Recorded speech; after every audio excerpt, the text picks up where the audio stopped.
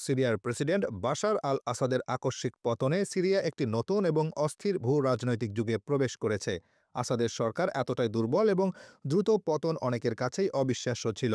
যদিও সিরীয় জনগণ তার পতন উদযাপন করছে, দেশটির ভবিষ্যৎ এখন এক বড় অন্ধকারে আবৃত এবং রাজনৈতিক অস্থিরতা নতুন মাত্রা পেয়েছে। ২০১১ সালে যখন আরব বসন্তের ঢেউ পুরো মধ্যপ্রাচ্য জুড়ে ছড়িয়ে পড়েছিল, তখন সিরিয়ান জনগণও তাদের স্বাধীনতার দাবি তুলেছিল। তবে তখন থেকে আসাদের শাসন ব্যবস্থা দুর্নীতির শিকার হয়ে পড়েছিল এবং পরিবারের শাসন চালিয়ে যাওয়ার জন্য বিদেশি শক্তির উপর নির্ভরশীল হয়ে উঠেছিল। এরপরেও ২০২৪ সালে সিরিয়ার বিভিন্ন অঞ্চল থেকে আসাদ সরকারের পতন নিশ্চিত হওয়া যায়। আসাদকে রক্ষা করার চেষ্টা করলেও আন্তর্জাতিক মহলের সাহায্য ও সংঘর্ষে তার শাসন একেবারে ভেঙে পড়ে। আসাদের পতন দেশটির অভ্যন্তরীণ রাজনৈতিক পরিস্থিতিতে ব্যাপক পরিবর্তন নিয়ে এসেছে।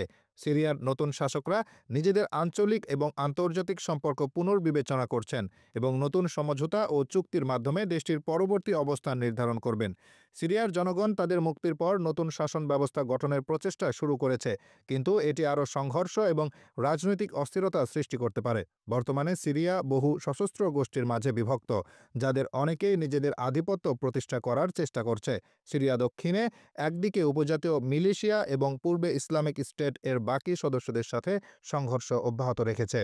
তুরস্ক, ইরান, আমেরিকা, ইসরায়েল এবং অন্যান্য দেশের শীর্ষ নেতারা নিজেদের জাতীয় স্বার্থ রক্ষায় সিরিয়ার পরিস্থিতি নিয়ে নতুন কৌশল তৈরি করছেন। সবচেয়ে গুরুত্বপূর্ণ হল, সিরিয়ার জনগণের জন্য এই পরিবর্তন যদি সহিংসতা এবং প্রতিশোধের ঢেউ সৃষ্টি না করে, তাহলে দেশটি এক নতুন পথ খুঁজে পেতে পারে, যা জাতীয় পুনর্মিলন এবং রাজনৈতিক স্থিতিশীলতার দিকে এগিয়ে যেতে সাহায্য করবে।